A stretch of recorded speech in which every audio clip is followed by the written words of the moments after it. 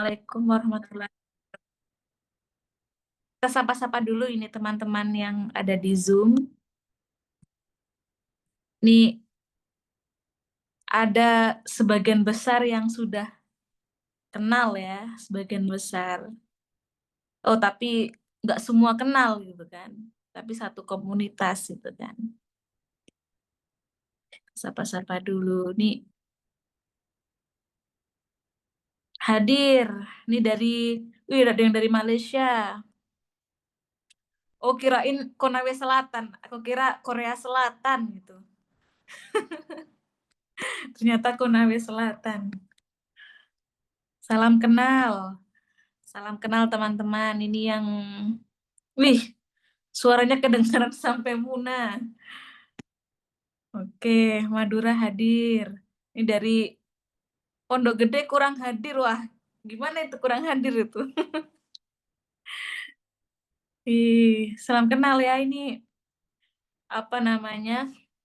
Kelas perdana. Kelas perdana tampil apa ya? Umum lah. Kelas perdana umum. Sebelumnya itu kan ya hanya yang ikut kelas tapping gitu kan. Ini makanya dari tadi siang itu sebenarnya aku deg-degan gitu. Aduh, aku bilang ke Bang Aswar, Bang minta jampe-jampe dulu ya Bang. Minta jampe-jampe dulu ini biar biar nggak deg-degan ini. Gitu. Oke, Pantura Subang. Ih, Bali hadir, Surabaya. Oh, Kak Titin ini. Ini kebanyakan ini udah banyak yang kenal ya. Udah banyak yang kenal. Bagi yang belum kenal ya, salam kenal. Salam kenal. Saya namanya Raudatul Jannah. Tapi orang-orang itu manggilnya Jenny. Itu kan panggilan waktu kuliah ke bawah sampai sekarang. Saya asalnya dari Lamongan dan ini ada orang Lamongan juga ya ini ya tadi. Mana tadi? Oh, Bu Sugati, Lamongan hadir Dek Jenny. Iya. Panggilan kerennya Jenny. Iya. Uis, Bu Irma, Irma Destari, Rembang Jateng hadir. Wih, lengkap ya ini ya. Lengkap. Tapi ada juga ini yang saya belum kenal ini. Ada juga ini yang belum kenal. Nantilah apa namanya? Seiring berjalannya waktu nanti saling mengenal lah, saling mengenal. Ih, oke oke. Apa namanya? Jadi saya mau cerita dulu gitu kan, cerita dulu. eh Apa namanya tentang energi psikologi ini. Tapi sebelum masuk ke pembahasan energi psikologi, kita bahas tentang filsafat manusia. Oh ini nenek ini, tak kenal maka tak sayang. Nenek sehat nek, katanya masuk rumah sakit. Ini tetap semangat belajar nenek ini ya, biarpun sedang sakit, patut dicontoh. Oke, oke. Jadi di kelas perdana ini, ya perkenalan-perkenalan dulu lah, perkenalan-perkenalan namanya, saling kenal gitu kan. Terus nggak usah membahas yang berat-berat dulu gitu kan. Sebenarnya tadi itu disarankan Bang Aswar untuk membahas jurnal ini gitu kan jurnalnya. Tapi nanti jurnalnya ini bisa kita bahas di pertemuan yang selanjutnya aja gitu kan. Yang selanjutnya. Kita kita perkenalan dulu lah biar apa ya? Karena saya melihat gitu kan di mana di komunitas di grup ya, di grup WA komunitas energi psikologi itu apa ya? Mungkin belum semua paham gitu kan tentang tapping. Mungkin bagi yang sudah mengikuti kelas tapping dari zaman, kok dari zaman ya, kayak lama banget gitu. Dari tahun 2023 kalau nggak salah ya. Kelas tapping itu kan dari tahun 2023. Dan mungkin sebelumnya Bang Asar pun juga sudah sering sering kelas tapping ya gitu kan. Tapi untuk tapping yang tapping for parent, children and teenager itu kan 2023 itu kan. Mungkin yang sudah mengikuti mungkin sudah tidak asing lagi gitu kan. Oke, oke. Kita mulai dari yang paling dasar dulu gitu. Kita mulai dari filsafat manusia dulu.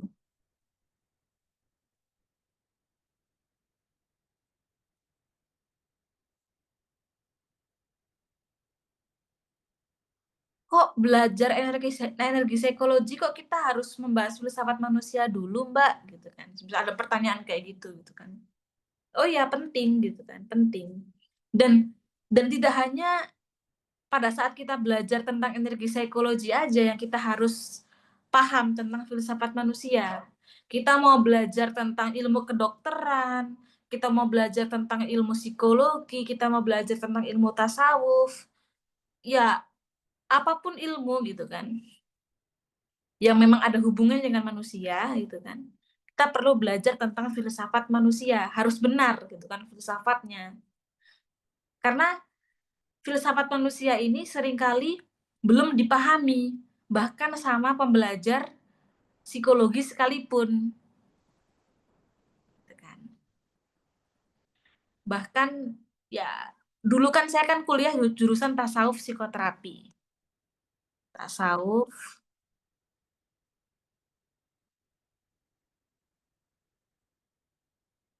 psikoterapi.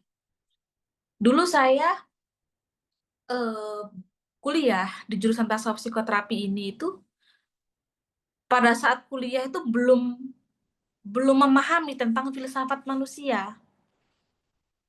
Akhirnya di situ bingung, apa yang menjadi kebingungan gitu kan.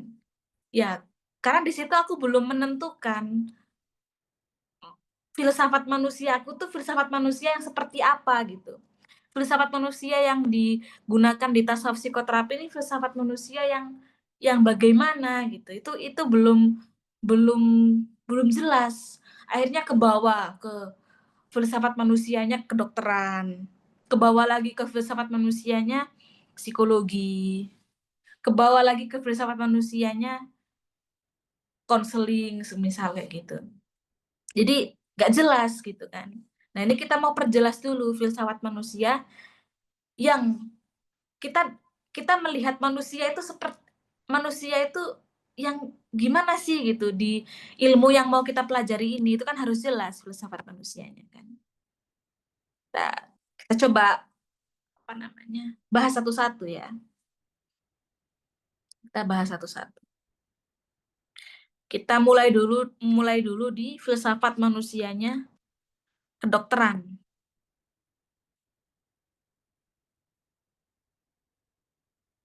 Di dunia kedokteran, filsafat manusia itu filsafat manusia yang digunakan pada ilmu kedokteran, mereka melihat bahwasanya manusia itu adalah ya organ-organ biologis, makhluk biologis gitu kan. Kita tulis dulu lah, makhluk biologis.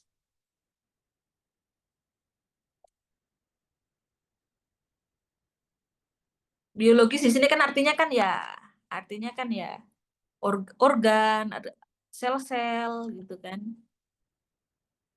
Jadi ketika ada masalah, ya kan. Jadi ketika manusia ini ada masalah, misal sakit, maka yang akan ditreatment adalah ya organnya atau apa namanya sel-sel yang rusaknya gitu kan yang akan dia treatment karena filsafat manusia pada ilmu kedokteran adalah manusia itu ya hanya makhluk biologis gitu hanya biologis organ sel apalagi ya intinya biologis lah tubuh gitu kan tubuhnya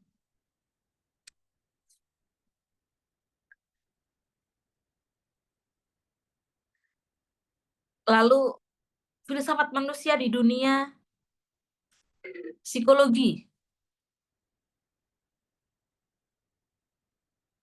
Bentar.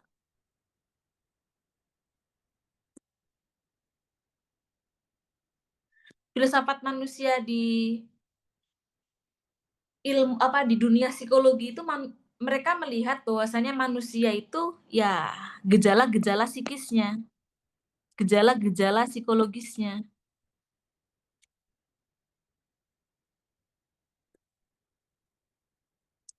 Misal ada gangguan, misal nih dia sakit lambung gitu kan. Kalau dalam kedokteran kan ya dikasih aja obat lambung, dikasih promak, suruh minum. Itu nanti akan ya apa namanya akan promak tadi itu akan mentreatment lambungnya sedemikian rupa sehingga sembuh gitu kan kalau dalam kedokteran.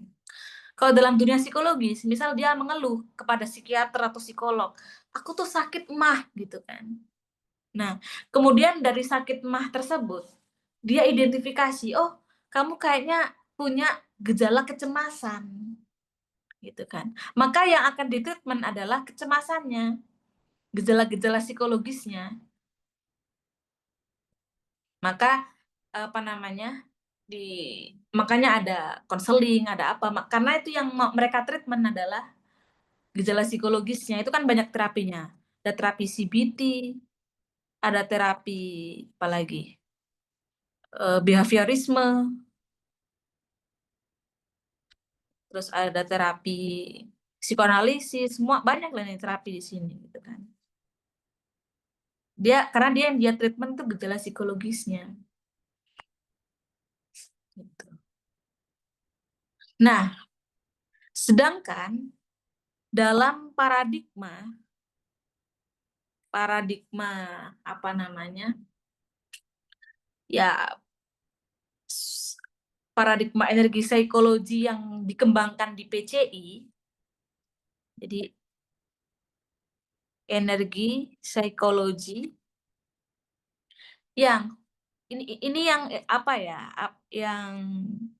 Yang di PCI ya. Karena terdapat pengembangan tersendiri di PCI ini. Tidak hanya sekedar energi psikologi gitu, tapi di situ dia ada tambahan consciousness-nya, kesadarannya.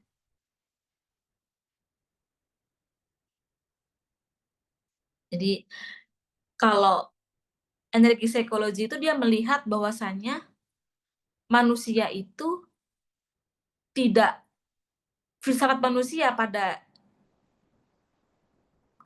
keilmuan energi psikologi itu bukan makhluk biologis, bukan juga manusia itu gejala-gejala psikologisnya, bukan.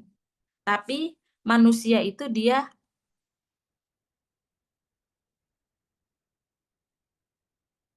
jadi filsafat manusia itu ada pada aku. Mungkin bagi yang sudah belajar di Bang Aswar akan mudah memahami aku ini. Kita buat dulu ininya ya. Ini kita mulai dari dasar aja gitu, biar teman-teman yang belum belajar pun mudeng gitu. Karena ini banyak juga beberapa saya lihat yang belum belajar. Jadi aku ini, oh,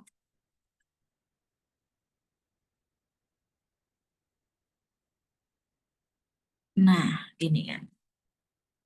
Kalau paradigma kedokteran sama psikologi, itu kan dia tubuh sama gejala psikologisnya itu dia masuknya kan ke orang. Gitu kan. Bahwasanya ya manusia itu ya masih orang gitu. Orang ini artinya apa sih? Orang ini artinya tubuh dan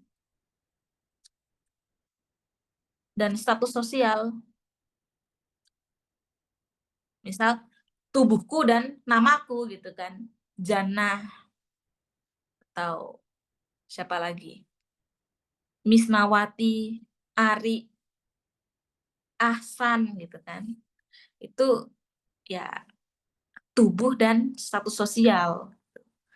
Namamu di sosial. Itu orang gitu. Orang itu dua, tubuh dan nama itu tadi, status sosial. Dan EP, energi psikologi itu dia melihat bahwasanya manusia itu bukan sekedar orang gitu, tapi dia itu adalah aku gitu, atau apa ya, diri lah, kita sebutnya itu diri. Itu lebih lebih ini ya, kalau diri itu lebih untuk bahasa komunikasi itu lebih lebih lebih bisa apa ya, lebih bisa tersampaikan gitu kan kalau nyebutnya diri. Jadi bukan hanya sekedar orang gitu, tapi diri gitu. Jadi si aku ini dia punya yang namanya bukan si aku, si orang ini tuh tidak akan punya kehendak apapun gitu kalau dia tidak punya diri. Coba bayangin mayat gitu kan. Mayat itu kan dia nggak bisa mayat itu dia sakit lambung. Emang ada mayat sakit lambung atau tiba-tiba mayat dia bilang sesak, Mbak, meridiannya di mana ya yang di-tapping, itu kan nggak mungkin gitu kan. Karena dia tidak sudah karena di situ sudah lepas gitu kan. Dia kan hanya jasad di situ, sedangkan jasad yang dikubur yang dirinya ini kembali gitu kan. Karena sudah lepas dirinya gitu kan. Tinggal jasadnya, maka ya dia nggak akan bisa sakit, nggak akan bisa dia ketawa karena memang sudah lepas dirinya gitu, tinggal jasad, tinggal orang ini aja, tinggal tubuh dan nama. Maka di situ energi psikologi itu melihat bahwasannya, oh ketika manusia ini dia terdapat gangguan gitu kan, terdapat gangguan, pasti yang terganggu itu si aku ini. Karena si orang ini tuh nggak mungkin terganggu kalau si aku ini tidak terganggu gitu kan. Si orang ini hanya si orang hanya menerima dampak dari posisi aku. Coba ditulis di kolom chat. Coba ditulis. Si orang hanya menjalani lah, menjalani ya, menjalani dampak dari posisi aku. Nah, coba ditulis semua. Ditulis dulu semua. Tulis dulu.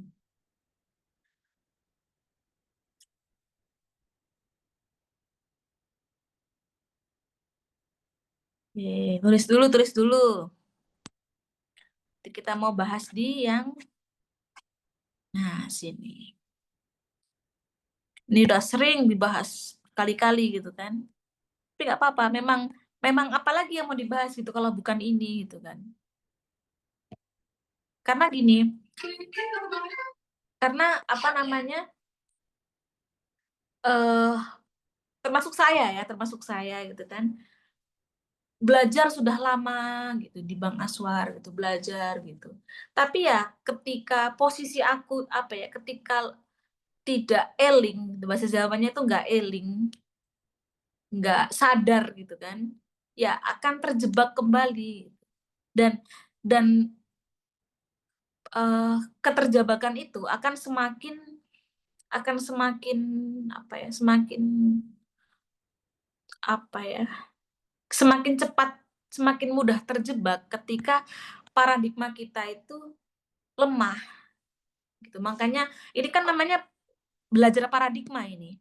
Belajar belajar paradigma itu harus harus sering gitu kan. Biarpun diulang-ulang terus, harus sesering mungkin diulang-ulang memang karena memang keterjebakan itu terjadi karena kita lupa sama paradigma. Kita lalai gitu kan. Kita lalai. Entar minum dulu ya, sambil diketik-ketik dulu.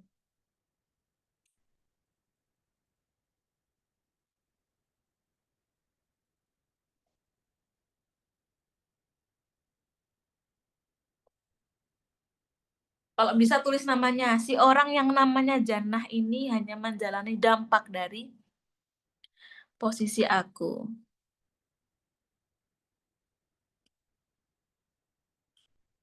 Gitu. Jadi belajar tapping ini sama aja dengan belajar kesadaran gitu. Oh, kok hilang ya?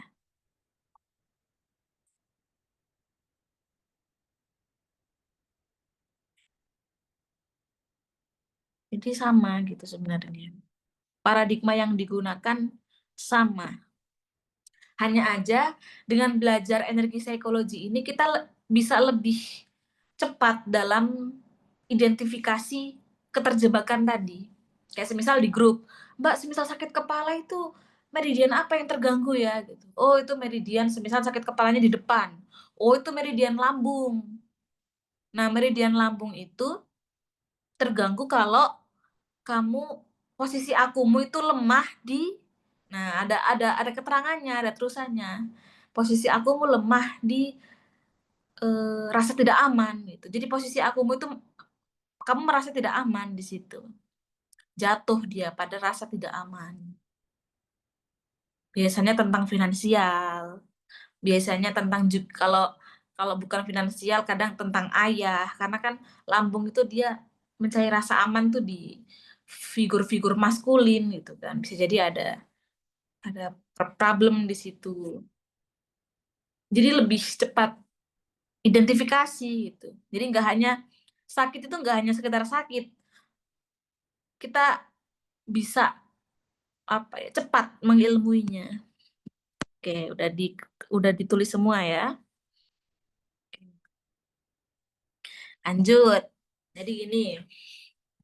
Jadi tadi itu yang kita pelajari tentang filsafat manusia itu kita mempelajari tentang nature of human. Jadi filsafat manusia tadi itu untuk memahami nature of human, bahwasanya manusia ini sebenarnya apa sih gitu kan.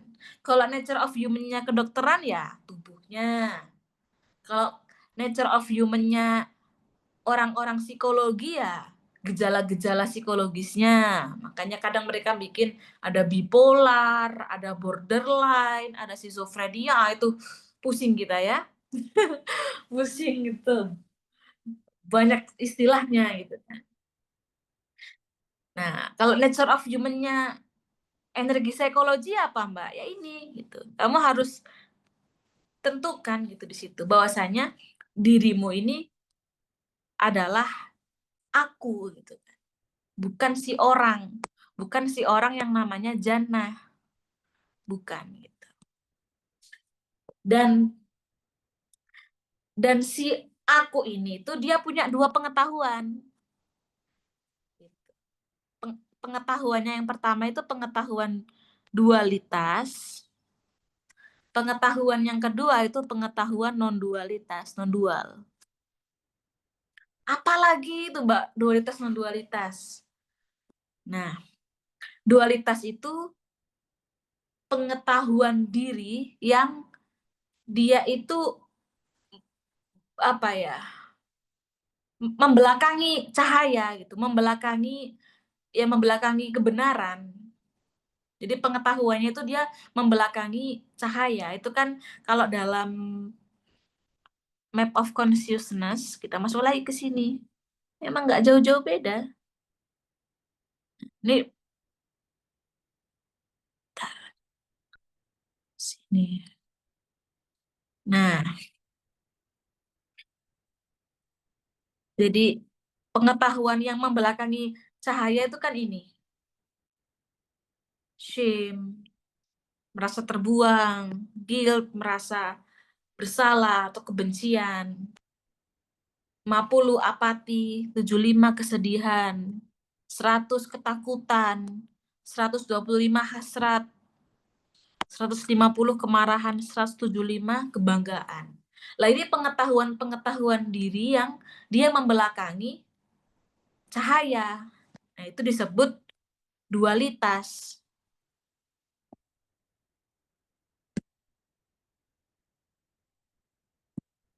Jadi disebutnya pengetahuan dualitas. Ini. dari net 20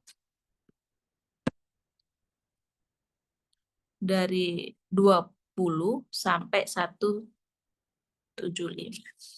Itu pengetahuan-pengetahuan yang membelakangi cahaya. Loh, Mbak, bukannya yang dualitas itu orang? Ya, gini, di apa namanya, harus dirapikan cara berpikirnya. Jadi, bukan orang yang bukan si orang ini yang menciptakan pengetahuan dualitas. Gitu. Ini harus di-clear-kan dulu, jangan sampai cara berpikirnya dia nggak rapi gitu. Jadi kan si aku ini dia punya dua pengetahuan. Pengetahuan dualitas sama pengetahuan non dual. Nah, pengetahuan dualitas itu terjadi ketika si posisi diri ini kita membelakangi cahaya, pengetahuan yang dia itu membelakangi cahaya. Lah pertanyaannya, kenapa kok si aku ini dia berpengetahuan dualitas, berpengetahuan yang membelakangi cahaya? Kenapa gitu kan? Karena si aku ini, jadi yang seharusnya kita ini diri kita ini adalah si aku ini jatuh ke orang gitu. Dalam artian si aku ini merasa menjadi orang. Nah, jadi si aku merasa menjadi orang. Jadi bukan serta-merta orangnya. Ya orangnya ini dia nggak punya kehendak apapun. Dia hanya tubuh gitu, tubuh dan nama gitu. Jadi tubuh ini ya nggak bisa dia berpengetahuan dualitas. Wong dia nggak punya kehendak apapun. Yang punya kehendak ini ya si aku ini. Jadi si aku ini kehendak ada dua kehendak dualitas sama kehendak non dual. Gitu kan. Kalau kehendaknya dualitas artinya di situ dia si aku ini merasa menjadi orang. Jadi kita tulis dulu. Pengetahuan dualitas terjadi karena si aku merasa menjadi orang. Nah, tulis dulu. Biar rapi cara berpikirnya. Jadi nggak serta-merta, kamu sih orang terus. Atau ya kalau menjadi aku mah nggak akan terjebak loh. Ya bisa, ya si aku memang bisa terjebak karena memang ya hanya aku yang punya kehendak mau kamu ke dualitas apa non dual gitu. Jadi seorang ini nggak punya kehendak apapun, hanya tubuhnya gitu kan. Kan seolah-olah kalau semisal dualitas ini berasal dari orang kan seakan-akan si orang ini dia punya kehendak. Ya padahal si orang ini kan dia nggak punya kehendak di situ. Hanya tubuh dan nama gitu kok. Gitu. Jadi harus rapi. Dirapikan dulu cara berpikirnya. Si aku merasa menjadi orang.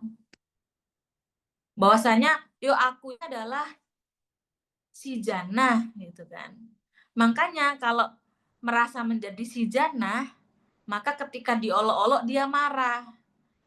Nah, pokoknya itulah kuncinya. Kalau merasa menjadi si Jannah ya ketika direndahkan dia marah. Karena aku merasa menjadi Jannah. Atau Allah Mbak Jana ini kalau ngisi Zoom kok apa namanya kayaknya apa nggak lancar ngomongnya lah. Kalau misal aku merasa menjadi Jannah ya, udah aku langsung tutup Zoom-nya, udah aku tutup aja. Assalamualaikum. Gitu kan. Ya gitu. Jadi pengetahuan dualitas ini karena si aku ini merasa menjadi orang. Gitu. Kan dia akan dia akses gitu kan pengetahuan-pengetahuan gelap ini. Gitu. Oke. Udah jelas ya nature of human. Jadi filsafat. Jadi ini teman-teman ini belajar filsafat manusia dan ini saya terangkan ke mahasiswa waktu kemarin kan sempat jadi ASDOS, asisten dosen di UIN Walisongo. Itu teman-teman mahasiswa itu saya terangkan gitu tentang filsafat manusia ini. Dan mereka baru tahu gitu kan. Padahal mereka sudah semester 5 pada waktu itu. Sudah semester 5 dan mereka baru paham gitu. Bahwasanya yang mereka pelajari saat ini itu jurusannya itu ternyata yang harus dia pelajari adalah si aku ini. Mereka sibuk mempelajari organ-organ, sibuk dia ngurusin apa gejala-gejala psikologi.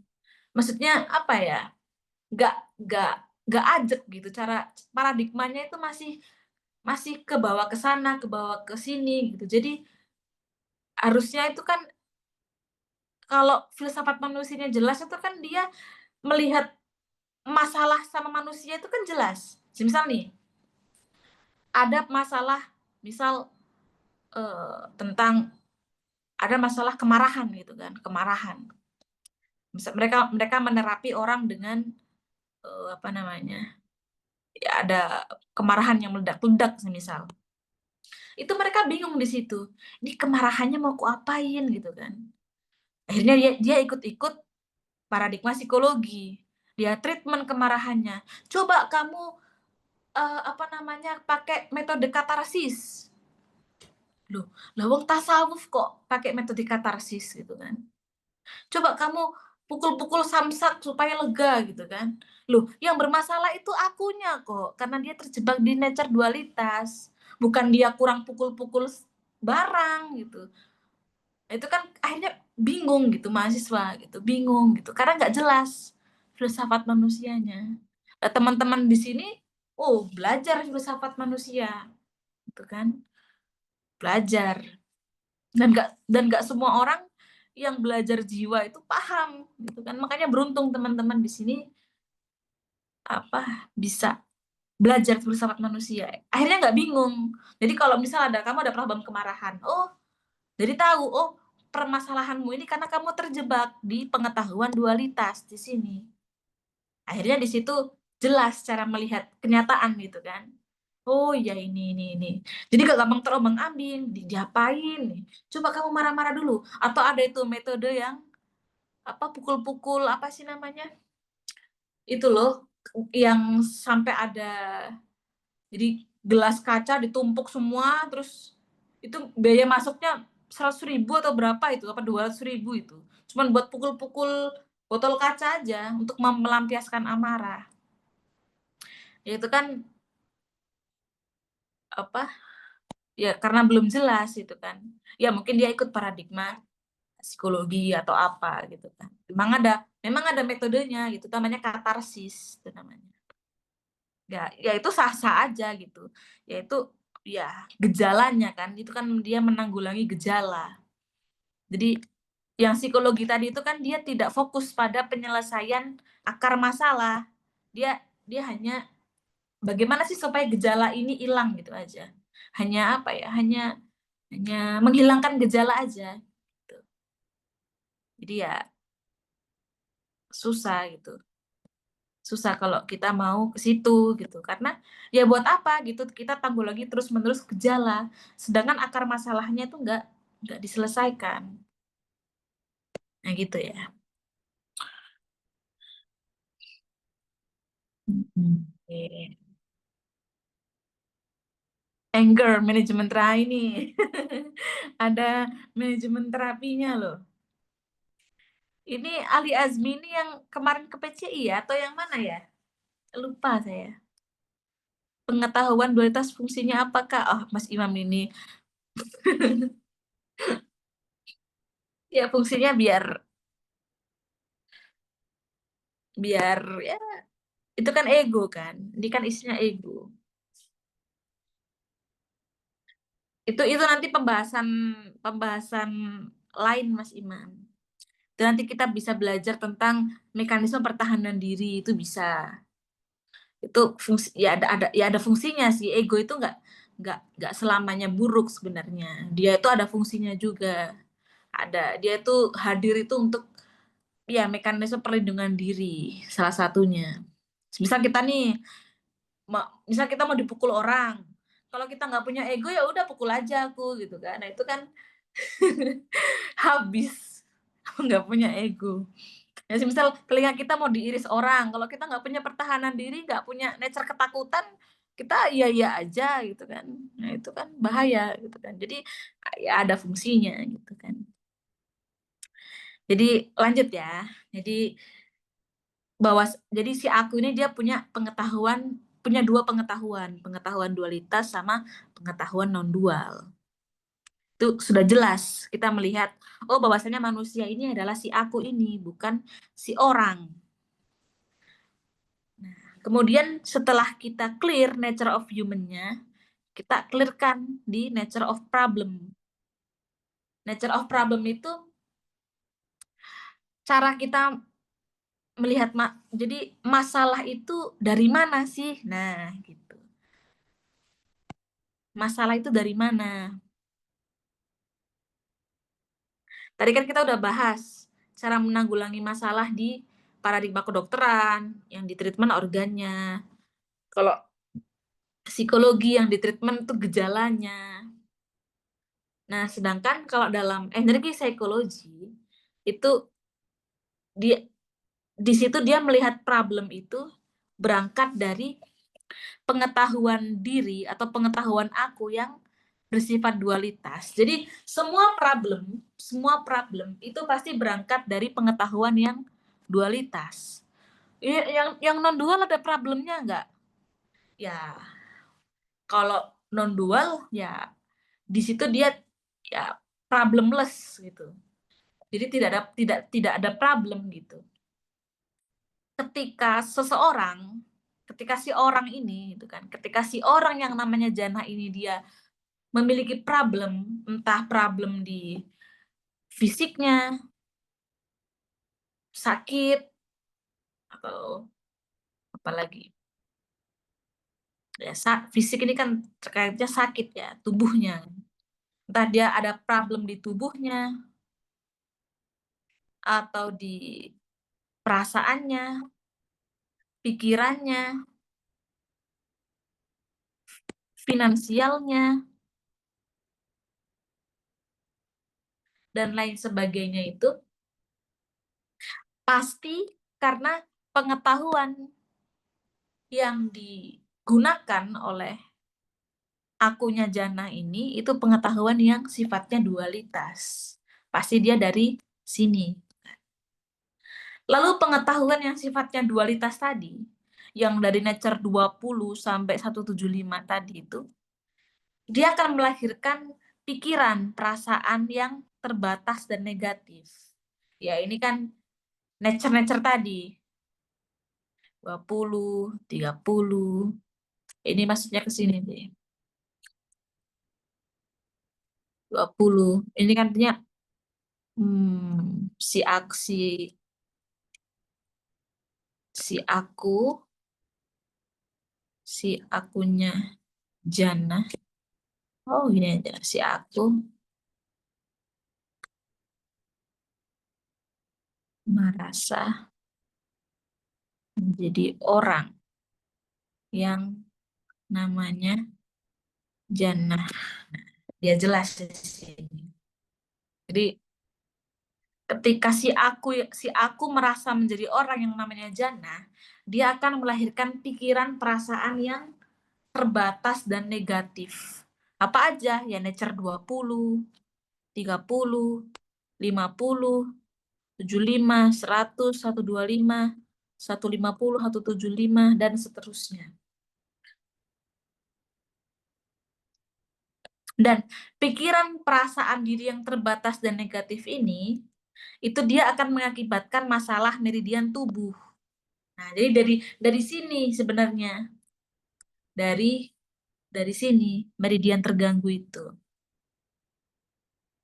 Ya, misal kita akses nih, si akunya tadi itu mengakses energi, taruhlah energi 50 gitu kan, atau energi 30 diakses. 30 itu kan dia rasa bersalah, kebencian gitu kan. Nah, di situ meridian tubuh yang terganggu, ya usus besarnya terganggu. Kenapa kok usus besarnya yang terganggu? Karena usus besar itu kan dia kan, itu nanti ada pemetaannya sebenarnya, ada pemetaan. Itu kan teman-teman udah punya itu di mana? Di sini ya. Nah, meridian dan titik tappingnya. Paru-paru ini apa aja, kesedihan. Nah, ini kan banyak nih. Lambung itu tentang ini. Ginjal, kandung kemih, usus besar. Nah,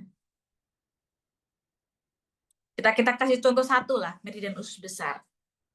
Jadi ketika si akunya tadi itu yang berpengetahuan dualitas, dia akses energi nature 30. Nature 30 menggenggam apa ya? Dia nggak mau melepas gitu. Maunya menggenggam terus kesalahan jiwanya. Ya, dia genggam terus kebencian, genggam terus rasa bersalah. Itu kemarin sempat habis sesi sama seseorang gitu kan, kemarin sesi. Dia berat sekali nature 30-nya gitu. Sehingga di situ dia ingin mengontrol segala hal. Jadi ada ilusi kontrol, ada ilusi kontrol. Itu kan kalau kita simboliskan ya dalam tubuh. Meridian usus besar ini kan secara organ ya, secara organ kan usus besar itu kan dia menampung peran gitu kan. Menampung setelah dia diserap sama usus halus gitu kan. Usus halus kan dia menyerap vitamin, mineral apa, dia serap gitu kan. Itu kan yang tersisa kan hanya ampas-ampasnya gitu kan. Dan ampas ini kan apa ya, sudah tidak berguna gitu bagi tubuh, maka dia akan dilepaskan ke usus besar. Nah, usus besar artinya kan di sini usus besar itu menampung hal-hal yang sudah tidak lagi dibutuhkan oleh tubuh sebenarnya. Hal-hal yang kotor, hal-hal yang sudah tidak perlu gitu. Dan ketika orang meridian usus besarnya terganggu, artinya di situ dia ada semacam ingin terus-menerus menggenggam kesalahan, menggenggam sesuatu yang memang seharusnya harus dilepas. Makanya isunya kadang sulit move on. Nah, ini hati-hati yang sulit move on. Sulit move on itu kan banyak ya, nggak hanya tentang percintaan gitu kan. Move on itu kan dia bisa juga misal kesalahan yang udah diperbuat, misal ada istri, dia ingat kesalahan suaminya dulu. Suamiku dulu itu pernah apa namanya? Misal waktu kita jalan ke mall dia lirik cewek gitu kan. Dia ingat tuh kejadian itu sampai bertahun-tahun. Nah, itu hati-hati tuh usus besarnya terganggu gitu. Sulit move on, sulit melepaskan gitu. Sulit memaafkan, sulit juga apa ya? Ya, dia genggam gitu kan. Makanya kalau mungkin itu sudah apa ya? Sudah apa namanya? Sudah terlalu tebal, sudah terlalu lama gitu, itu akan terjadi masalah di organ. Kadang sembelit, apalagi ambien, terus apalagi susah BAB. Nah, itu hati-hati gitu. Itu tubuhnya itu sedang memberitahu, oh kamu ada kebencian yang belum bisa kamu lepaskan loh. Ada kesalahan jiwa loh yang kamu genggam terus. Jadi kan meridian tubuh ini yang terganggu, dia akan menciptakan emosi negatif. Misalnya sebesarnya tadi emosi negatifnya ya kebencian, rasa bersalah, itu emosi negatifnya di situ. Dan emosi negatif ini ketika digenggam terus-menerus ya, dia akan terjadi permasalahan fisik. Nah, gitu. Jadi gitu ya, pemetaan nature of problem, perspektif energi psikologi, perspektif paradigma energi psikologi. Ya, bisa juga kita di sini perspektif kedukunan. Nah, bisa juga. Kok langsung mati ya, apa namanya, pensilnya, ngomong kedukunan. Misal kita bikin pakai paradigma, aku nggak mau lah pakai paradigma energi psikologi, aku mau pakai paradigma kedukunan. Ya bisa aja gitu. Jadi semisal ada gangguan, misal, oh kenapa ini ya, kok aku apa, sakit gatal-gatal. Oh, itu kamu kayaknya kena santet gitu. Jadi nature of problem-nya itu nggak ada ini pengetahuan diri, itu nggak ada. Itu yang ada hanya di sini, disantet. Nah, karena kan paradigma yang digunakan kedukunan, kan gitu, gitu. Atau semisal, aku nggak mau lah pakai paradigma ini, aku paradigmanya paradigma astrologi, perbintangan. Bisa juga gitu kan, astrologi, pakai paradigma astrologi, perbintangan semisal. Oh, kenapa kok hari ini aku sakit demam ya? Itu bukan karena kamu ada memendam kemarahan, itu bukan. Bukan karena meridian livermu terganggu, itu bukan. Tapi karena pakai paradigma astrologi, yaitu karena posisi bulan ini sedang di berapa derajat bumi, sehingga itu akan menimbulkan permasalahan fisik berupa demam gitu. Ya bisa juga gitu kan. Tapi kan di situ kan kalau kamu posisikan dirimu sebagai orang gitu. Orang ini kan artinya yang dikenai keadaan. Nah, tulis lagi. Menjadi orang, apa ya, memilih. Memilih. Oh, gini, ketika si aku memilih menjadi, apa ya, memilih merasa gitu kan, menjadi orang. Karena nggak mungkin menjadi orang, dia aku. Jadi bisanya merasa, merasa menjadi orang. Ketika si aku memilih merasa menjadi orang, eh maka eh apa namanya? Art, bentar, ketika si aku memilih, ya memilih menjadi orang gitu aja ya, terlalu ini bertele-tele. Ketika si aku memilih menjadi orang, maka artinya, oh gini gini gini gini, terlalu ini aja. Menjadi orang artinya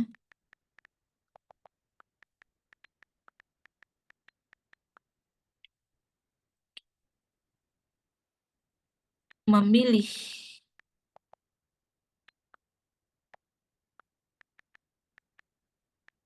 memilih sebagai yang dikenai keadaan.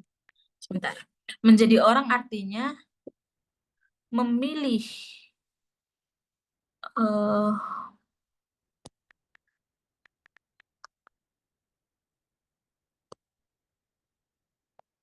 menjadi orang artinya eh apa ya?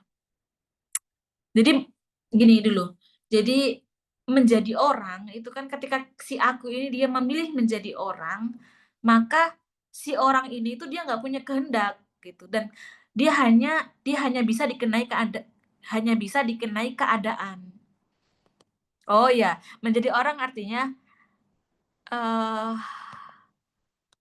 hanya menjadi orang artinya memil memilih posisi yang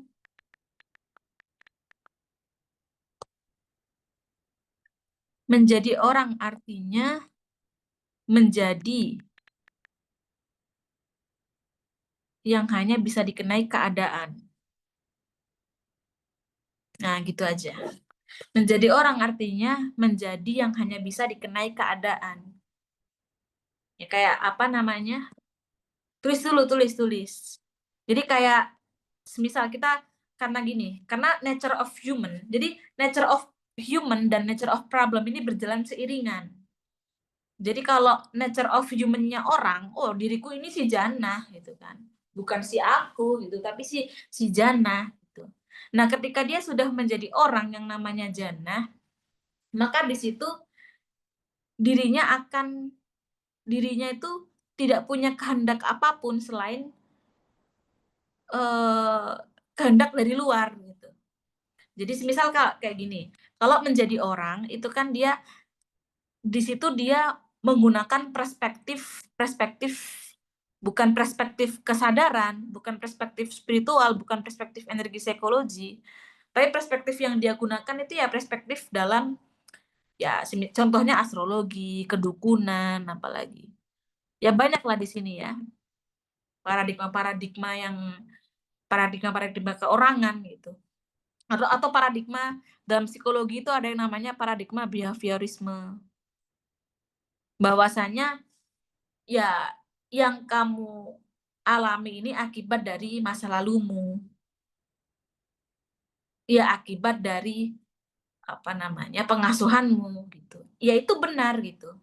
Itu benar, tapi ketika kebenaran kita hanya itu, ya kita nggak akan bisa sembuh. Karena kita akan terus-menerus menyalahkan yang lain sebagai penyebab dari diri kita saat ini gitu. Kayak semisal astrologi ini, semisal kamu demam karena posisi bulan berada di derajat 30 derajat dari bumi atau bagaimana gitu kan. Ya maka yang ketika kamu menjadi orang, maka kamu nggak akan bisa keluar dari statement itu gitu. Kamu nggak punya kehendak lain selain demam gitu. Karena kamu hanya menerima dampak gitu. Kamu hanya menerima keadaan, dikenai keadaan, menerima dampak gitu. Mudeng ya, mudeng. Termasuk ya kedukunan gitu. Saya gini-gini ya pernah pernah diceritain juga sama apa diceritain sama dosen saya yang belajar ilmu dukun. Ada dulu punya dosen dia belajar ilmu kedukunan, saya diceritain gitu. Sebenarnya kamu itu nggak akan bisa kena semisal kamu disantet nih, itu kamu nggak akan serta merta kena gitu. Kamu kena apa nggak kenanya itu tergantung kamu kamu percaya apa enggak sama atau bukan percaya apa enggak ya waktu itu ya. Jadi iya, waktu itu dia ya ngomongnya percaya atau nggak percaya gitu. Jadi kalau kamu nggak percaya, maka kamu nggak akan kena. Tapi kalau kamu percaya gitu, artinya kamu akan kena gitu. Nah, artinya percaya nggak percaya itu kan artinya kamu memposisikan dirimu sebagai orang kan gitu kan. Yang bahwasanya aku ini bisa dikenai keadaan, termasuk keadaan disantet gitu. Jadi bahas persantetan ya, nggak apa-apa lah itu kan contoh yang mudah dipahami itu kan. Kita contoh-contoh yang simpel-simpel aja gitu, nggak usah contoh-contoh yang terlalu melangit gitu. Itu kan di Al-Qur'an kan juga ada yang, ada ayatnya itu, bismillahilladzi la yadurru ma'asmihi syai'um fil ardi wala fis sama. Bahwa Samiul Alim itu ya. Jadi sebenarnya tidak akan ada bahaya baik di bumi maupun di langit ketika ketika kamu la ilaha illallah gitu. Ketika kamu di sini gitu. Ketika kamu berpengetahuan non dual, maka kamu tidak akan terkena bahaya mau bahaya di bumi maupun di langit. Termasuk ya bahaya astrologi. Astrologi ini kan bahaya yang di langit kan. Ya kalau kita menjadi orang ya kita terdampak juga gitu kan. Pasti terdampak karena memang sudah hukum alam gitu kan. Itu. Tapi kalau kita pindah posisi gitu kan, menjadi aku yang berpengetahuan non dual ya kita tidak akan kena bahaya ini. Sudah ada ayatnya gitu kan. Kalau bahaya di bumi itu ya bahaya ya kayak tadi persantetan atau apa itu kan bahaya di bumi ya. Dan banyak lah itu ya. Termasuk juga pengasuhan gitu kan.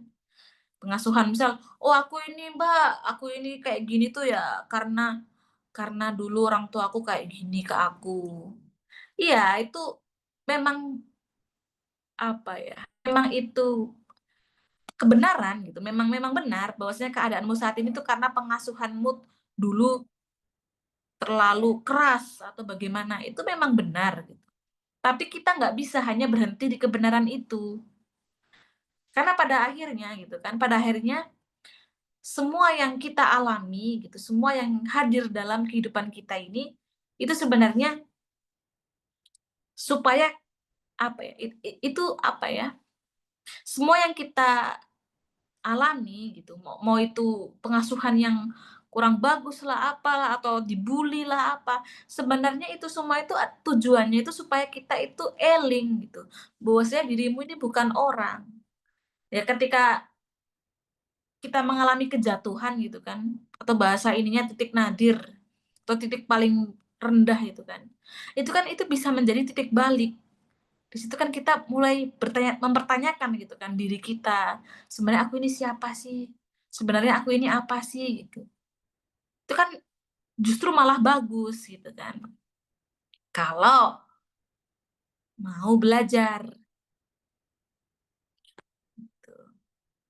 I tenang aja, mau itu pengasuhannya apa itu, mau dibully, mau apapun yang kamu alami, itu jangan berhenti di situ. Jangan kamu jangan kamu salahkan orang lain. Salahkan orang lain itu kan, ya artinya di situ ketika kamu menyalahkan orang lain, berarti kamu memposisikan dirimu itu bisa dikenai bisa diberi dampak sama orang lain kan. Bisa di jadi dirimu itu hanya di posisi yang terdampak saja gitu. Harusnya memberi dampak gitu, jangan jangan memposisikan diri yang terdampak. Nah, ini bagus juga ini. Jadi menjadi orang itu artinya terdampak, sedangkan menjadi aku itu dia memberi dampak. Ya tergantung, memberi dampaknya ya kalau dualitas ya dampaknya destruktif, yang dua lah dampaknya konstruktif. Mudeng ya sampai sini ya? Jadi gitu ya, apa, biar teman-teman itu paham dan ini ya, oh tapi ini udah lewat, tapi nggak apa-apa kita dikit aja. Ini panjang sebenarnya ya, panjang gitu. Tapi ya aku belum mau yang terlalu terlalu ini ya, paradigmanya aja dulu dijelasin. Jadi ini sedikit ya, sedikit tambahan sebelum selesai ya kelasnya. Jadi tentang tapping ya. Oh, ini dulu, kita perjelas dulu gitu. Perjelas dulu. Jadi kita ini kan belajar energi psikologi. Bedanya energi psikologi sama tapping apa kan gitu. Ada pertanyaan seperti itu. Energi psikologi itu ilmu yang membawahi salah satunya tuh tapping. Jadi dalam energi psikologinya ada banyak. Ada tapping gitu kan. Ada juga akupuntur, ada juga akupresur, banyak gitu kan, banyak. Ya, tapi sebenarnya yang dia apa ya, yang dia coba apa ya, treatment, yang dia coba sembuhkan itu ya ininya di meridian. Jadi energi itu artinya energi tubuh yang mau dia apa, treatment di situ. Bisa di treatment pakai akupuntur, pakai jarum.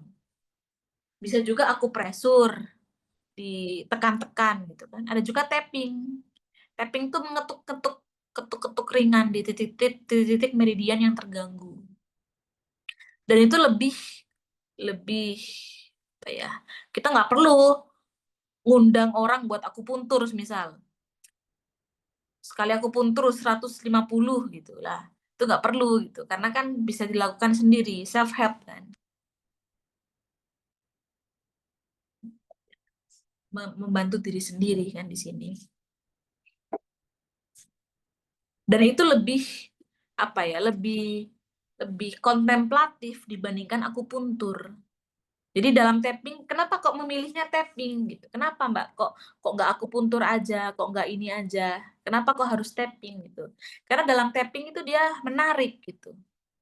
Jadi pada saat tapping itu kita harus ketemu sama, ya ambil satu memori traumatis. ingatan-ingatan traumatis. Semisal, oh dulu aku mau dipukul bapakku pakai sapu, nah gitu kan. Misal, kan ingatan traumatis itu kan, ingatan traumatis. Apa? Jadi ingatan tadi itu kita harus ketemu emosi negatifnya apa. Semisal emosi negatifnya apa namanya? Takutan.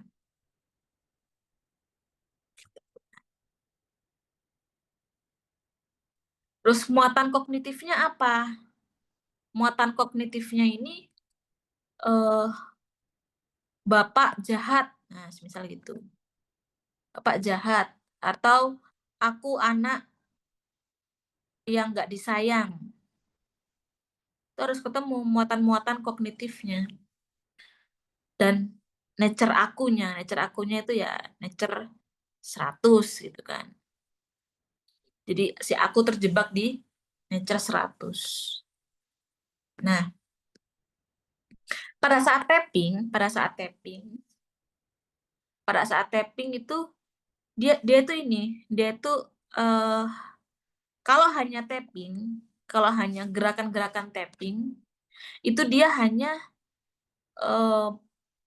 hanya mampu untuk merilis emosi negatif. Ya ketakutan mungkin berkurang gitu kan. Atau gejala-gejala pada tubuh semisal pusing gitu. Kalau tapping aja itu dia bisa sembuh gitu. Bisa sembuh. Tapi apa namanya? Muatan kognitifnya masih ada. Nah, muatan kognitif ini itu dia nggak bisa serta merta diminta. Misal Mbak Jen, Mbak Jan, misal, ini aku ada nature kebencian, gitu kan. Ini gimana ya kalimat afirmasinya, gitu kan. Nah, jadi kalimat afirmasi itu kan dia untuk menyelesaikan muatan kognitif. Nah, dan kalimat afirmasi itu dia nggak bisa serta-merta diminta. Dia harus melalui proses yang namanya reimprinting. Ini kayaknya panjang ini nanti kan. Bisa di next kelas selanjutnya. Tapi gak apa, kita perkenalkan aja dulu. Gitu kan. Kita perkenalkan. Jadi ada proses reimprinting. Apa reimprinting? Gitu. Jadi kalau bahasa mudahnya ya, reimprinting itu kayak kita ngeprint lagi. Semisal print-printan pada saat melihat memori ini, traumatis ini, print-printannya kan ini, bapak jahat, aku anak yang nggak disayang. Itu kan print-printannya itu, print-printan sebelumnya. Dia harus di-print ulang. Dia harus di-print ulang sehingga dia muncul muatan kognitif yang baru. Dia harus sampai muncul muatan kognitif yang baru. Itu proses reimprinting dari muatan kognitif yang lama ke muatan kognitif yang baru. Dan proses reimprinting itu yang disebut transendensi. Bahasa lainnya transendensi. Dia dia untuk menyelesaikan dia reimprinting itu kan dia nature akunya kan perlu diubah di situ. Itu perlu yang namanya transendensi. Makanya tapping itu tidak ya kalau hanya ketuk-ketuk aja itu emosi negatif bisa bisa rilis. Tapi muatan kognitifnya belum. Habis itu sakit lagi. Nah, itu kenapa kok habis tapping sembuh terus sakit lagi, misal. Ya karena muatan kognitifnya belum kamu sembuhkan. Dan itu harus melalui proses transendensi gitu. Atau teman-teman baca buku. Baca buku apa? Bagi teman-teman yang apa ya belum punya buku ini bisa bisa beli nih bukunya. Karena memang apa ya? Kalau memang kalau hanya ketuk-ketuk aja ya emosi negatif gitu, emosi negatif aja yang sembuh. Tapi kognitif belum. Makanya perlu banyak-banyak baca buku. Jadi ada buku tapping ini silahkan dibeli gitu. Ini banyak cara melampaui kecemasan, cara melampaui rasa bersalah, cara melampaui, oh banyak ini cara melampaui. Kan di grup sudah dikirim ya itu daftar isinya itu. Jadi tidak hanya biar tidak sekedar ketuk-ketuk, biar tidak sekedar ketuk-ketuk gitu. Ya bisa, nggak apa-apa juga gitu kan, nggak apa-apa juga. Tapi itu ya kamu hanya menanggulangi gejala. Karena kan teman-teman di sini kan nggak bisa semua transendensi gitu kan. Maksudnya, udahlah aku transendensi aja sama Mbak Jenny, biar Mbak Jenny aja yang menyelesaikan persoalanku. Ah, itu apa ya? Itu keliru gitu kan. Jadi harapannya teman-teman yang ikut grup ini tuh harus bisa untuk menyelesaikan problemnya sendiri. Harus bisa gitu. Judul bukunya Tapping for Parent, Children and Teenager. Nanti dikirim di grup ya fotonya ya. Itu harus apa ya, harus beli gitu. Harus beli. Dan di situ ada kalimat-kalimat afirmasinya juga sudah tersedia di situ. Tuh. Utamanya yang orang tua, utamanya untuk orang tua ini ya. Orang tua yang punya anak itu memang apa ya, perlu untuk membaca karena ini muatan kognitifnya ini loh. Dan itu akan terulang-ulang gitu, terulang-ulang terus. Terulang. Karena apa? Karena muatan kognitif itu dia apa ya? Merusak gitu, merusak emosi. Merusak emosi. Emosi yang awalnya netral ketika dimasuki muatan kognitif yang negatif, emosi itu bisa kacau gitu, bisa kacau. Karena apa ya? Kognitif ini kan sebenarnya dia di atas emosi. Ini kan. Pikiran dan perasaan yang terbatas dan negatif ini kan ya muatan kognitif tadi. Itu kan dia mengganggu meridian meridian terganggu, dia mengganggu emosi negatif. Kayak gitu. Dan emosi negatif ini mengganggu fisiknya. Kayak gitu ya, teman-teman. Jadi apa? Itulah apa pengantar hari ini ya tentang energi psikologi. Harus jelas nature of human, nature of problem. Ini kalau teman-teman terangin ke orang-orang psikologi, orang-orang apalagi, pokoknya orang-orang yang belajar jiwa, oh itu mereka langsung terang gitu kan. Langsung terang benerang cara mereka melihat kenyataan tuh langsung terang. Oh begini ya, oh begini ya. Langsung konflik kemanusiaan tuh langsung berkurang.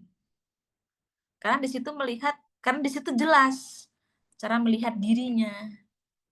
Gitu. Bisa beli buku di Mas Haidar, bisa. Mas Haidar tuh siap sedia menampung orderan. Ada pertanyaan sebelum kita selesaikan? Clear nggak? Jadi pembahasan hari ini tuh teman-teman apa ya, mudeng nggak? Kalau orang luar Jawa itu nggak paham arti mudeng. Paham. Paham nggak teman-teman apa di pertemuan pengantar kali ini? Betul banget Mbak Jen, alhamdulillah setelah belajar tapping dan baca-baca buku tapping, anakku kalau sakit sudah tidak minum obat lagi, tinggal aku aja di tapping. Nah, keren. Emang apa ya? Emang ya gimana gitu kan? Kita mau mengelak itu gimana juga gitu. Memang begitulah kenyataannya gitu. Memang ya apa kalau memang dirinya di jelas cara melihat dirinya itu ya obat-obatan enggak ya bisa digunakan gitu kan, tapi bukan satu-satunya gitu. Jangan juga obat-obatan udahlah nggak penting ya, nggak gitu juga gitu kan, nggak boleh juga kita seperti itu gitu. Itu kan ya itu kebenaran juga, kita harus apresiasi gitu dan itu bermanfaat gitu bagi yang mungkin akunya sudah lemah atau ya itu bisa menggunakan stimulus sama dari obat-obatan. Nggak apa-apa juga dah gitu. Saya juga masih minum vitamin gitu kan. Propolis apa itu, madu itu saya juga punya, vitamin B, vitamin D. Bisa jadi dukun.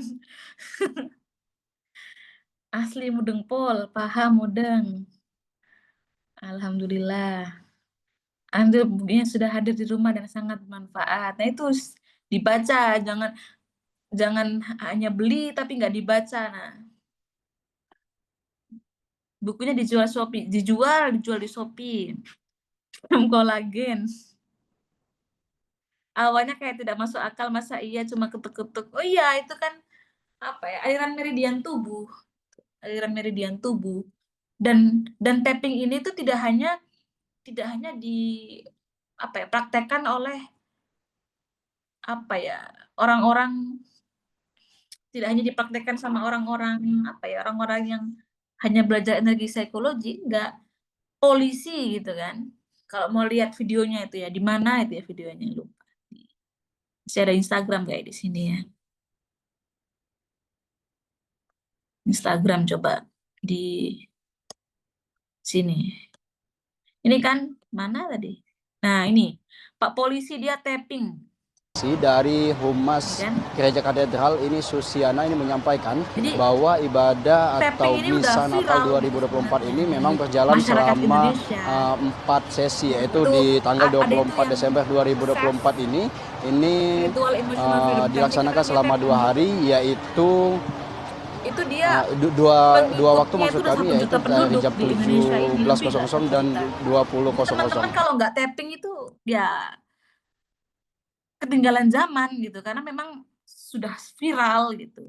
Tadi juga kami mendapatkan informasi Polisi, dari Humas para Gereja psikolog, Katedral psikiater ini itu sudah Susiana banyak, ini bahkan menyampaikan dokter pun bahwa banyak yang ibadah atau misa Natal merekomendasikan tapping 2024 ini sebagai memang berjalan ya selama untuk menurunkan 4 kecemasan. sesi, Ini yaitu kan di tanggal 24 polisi Desember ini kan kecemasannya 2024 tinggi, ini dia harus tapping. dilaksanakan selama 2 Dan kecemasan itu dia mampu untuk menurunkan apa ya? Jadi tubuh yang sakit itu sebenarnya cemas tubuhnya itu. Makanya dia diseimbangkan sama tapping. Diseimbangkan apa? Energi meridian tubuhnya itu dia diseimbangkan. Jadi teman-teman ini kalau nggak tapping nggak, ketinggalan zaman gitu. Harus tapping gitu. Harus tapping. Wah, ini kelas tapping terkeren, walau telat langsung mudeng, wih. Ya tapping. Mungkin sebelumnya tapping dulu ini. Karena sering tak bersamai belajar tapping ketika sakit, anakku sekarang sudah bisa membuat afirmasinya sendiri tentang emosi negatif yang dia rasakan. Wih, keren ini. Ini kan akhirnya anak-anak itu dia belajar mengenali emosinya. Di situ kan anak-anak itu kan sebenarnya dia posisi dirinya itu masih menjadi orang kan. Masih objek, masih objek. Objek itu kan yang dikenai keadaan. Jadi kalau semisal anak itu marah gitu kan, nangis gitu, semisal nangis, "Kenapa kamu nangis?" Biasanya tuh kan jawabannya kan gini, "Oh karena, apa namanya, tadi aku dipukulin temanku," gitu, atau mainanku diambil temanku gitu kan. Kebanyakan kan masih, "Kenapa kamu menangis?" Itu kan jawabannya masih jawaban-jawaban bahwasanya diriku ini yang terkena dampak sama orang lain gitu kan, mainanku diambil gitu, makanya aku nangis gitu. Lah, kalau dengan anak diajari tapping, dia bisa belajar mengenali perasaannya. "Kenapa sih kok kamu nangis?" Gitu.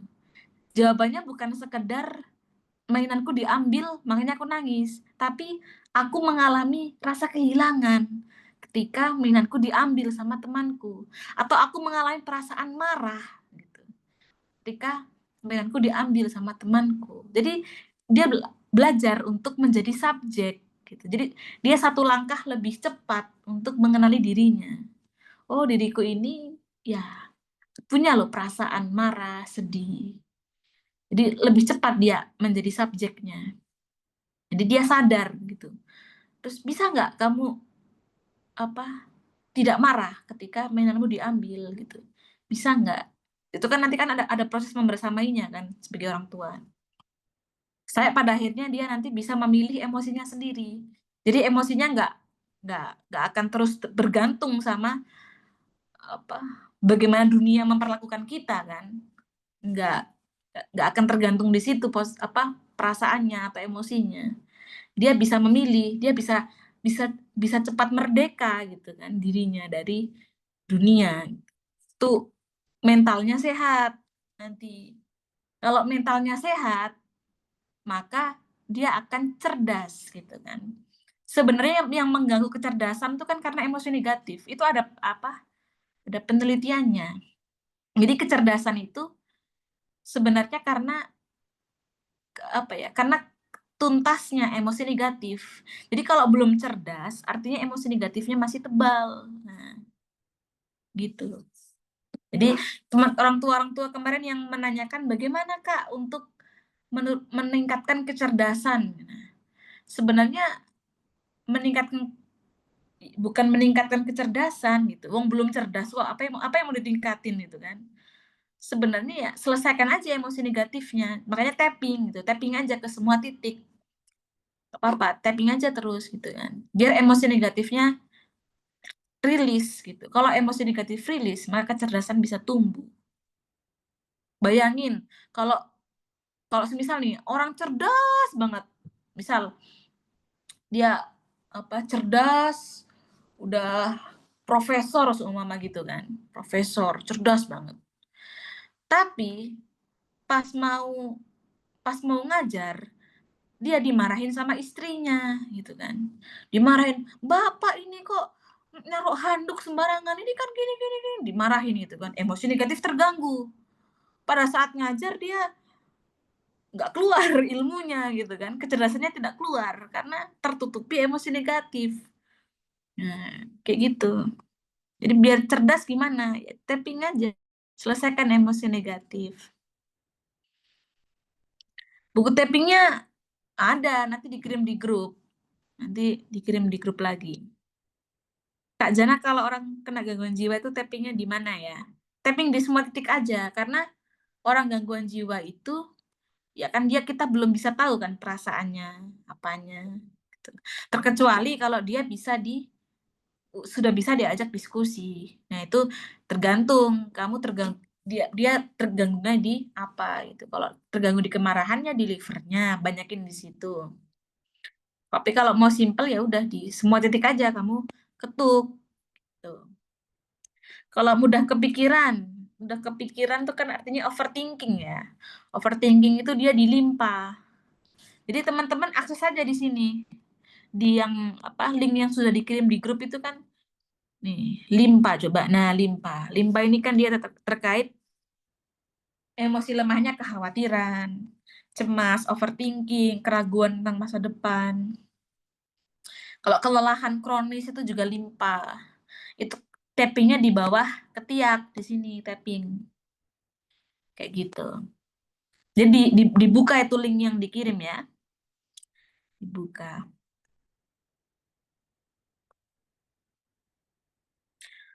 Ya lumayan lah ya dari 1.000 orang yang hadir 242. Tadi tuh Mas Haidar tuh udah nyiapin Zoom, udah nyiapin live YouTube.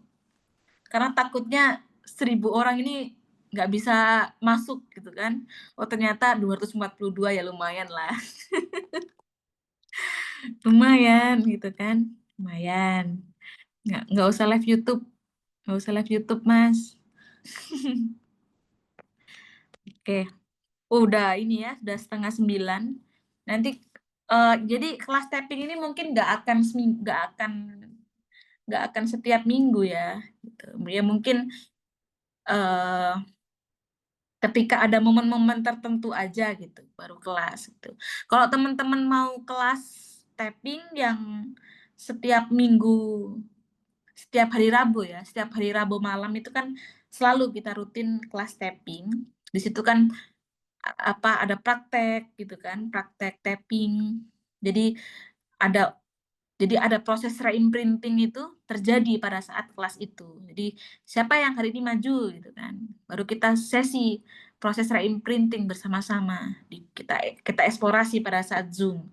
Itu teman-teman bisa ikut kelasnya di Nanti japri Mas Haidar aja, Mas mau ikut kelasnya yang setiap hari Rabu. Itu nanti dapat buku tapping juga. Tapi kalau mau beli buku tapping aja, bisa juga gitu kan. Gak usah ikut kelas lah Mas, aku buku tapping aja, bisa juga gitu. Kayak gitu. Ketakutan itu di bawah mata, itu dia meridian lambung. Ketiaknya dua-duanya aja gitu. Dua-duanya. Ya gantian nggak apa-apa, nggak harus langsung bersamaan. Kalau sakit pinggang itu tappingnya di meridian kandung kemih sama ginjal. Itu dia terkaitnya apa ya? Dia tidak mau menghadapi kenyataan. Sakit pinggang itu apa ya? Kenyataan ini terlalu terlalu berat untukku hadapi. Jadi kabur aja lah aku nggak usah aku hadapi lah kenyataan ini. Pinggang tuh biasanya kayak gitu. Nama buku tappingnya apa? Nih buku apa? Tappingnya ya. Bisa di ini dulu di apa? Difotoin terus dikirim. Difotoin terus dikirim ke Mas Haidar atau ke siapapun lah. Mas Camim juga bisa. Nih. Jelas ya, buku tapping. Ini banyak ini tapping untuk nih, misal yang punya anak-anak remaja ini ada. Jadi melampaui emosi karena putus atau ditolak pacar. Nah, ini ada juga. Apa ini? Bentar. Oh, oke.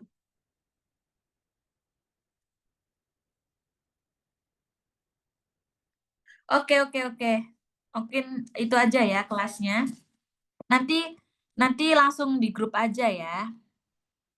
Nanti kita lanjutin diskusinya di grup. Oke. Mas Haidar ada acara ini. Ini itu aja ya. Assalamualaikum warahmatullahi wabarakatuh. Waalaikumsalam warahmatullahi wabarakatuh. Terima kasih Kak Jana, terima kasih teman-teman semua. Kita akhiri kelas pada malam hari ini. Assalamualaikum warahmatullahi wabarakatuh.